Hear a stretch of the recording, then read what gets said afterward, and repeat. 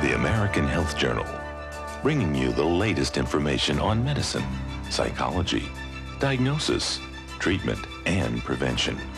Major medical advances are made each week, and each week the American Health Journal keeps you up to date. Hello and welcome to this edition of the American Health Journal. Now here's our reporter Laura Windsor with more on teenagers out of control. What do you do when you can't control your teenager and you are concerned for their safety because of their poor choices? We spoke to Michael Harmann, a clinical social worker and founder of Adolescent Behavioral Consulting. We asked him how a parent can tell if a teenager is just acting out or if there is a more serious problem. It's extremely difficult to know when a kid is just acting out and everything's going to end up being okay, and when they're in danger. Normally, I get called when parents are so uncomfortable that they feel like the situation's out of control and the kid's in potential danger to themselves. Or he's creating so much chaos in the house that the quality of life for everybody, siblings, parents, whatever, has diminished so much that they just don't know what to do. Can you give us an example of a possible client? I got a call from a father who had had his son in a boarding school from age 11. He was now 16. And he was terrified that the kid was coming home for the summer. Every time the kid would come home, the father would look for an opportunity to not send him back to boarding school, but it would just be a nightmare at home.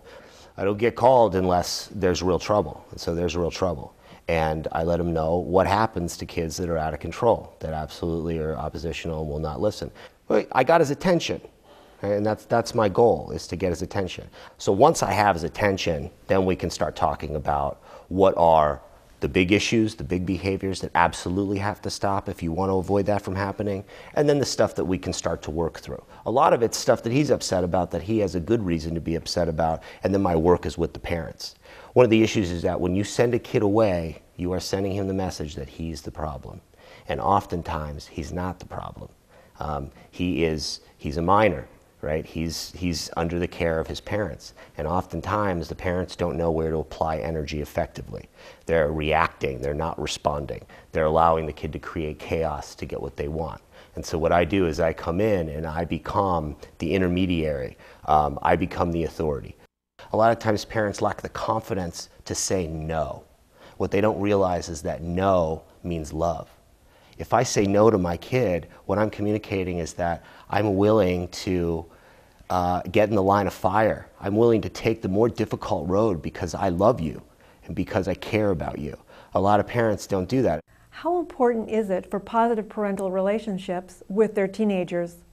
If you feed him and you house him, then you hug him and you kiss him, 100%. There has to be hugs, kisses, and I love yous. You have to know where he's at. You have to know who he's hanging out with. That's not communicating that you don't trust him. It means, there's a lot going on in today's world, and I want to know what's going on with you, right? That's not unreasonable. I mean, I'd rather keep him safe. That's the first thing. A lot of his parents, they're so confused about what is contributing to it. Is it because he's not brushing his teeth? Is it because his room's dirty? Is it because he's not doing his homework? So they're concentrating all this stuff and they're making conflict about all that stuff. No, those are not the issues. The issues is that you want this kid to live long enough to where his frontal lobe develops so that he has some frustration tolerance and some impulse control, so he doesn't go out there and do something that's going to affect the rest of his life.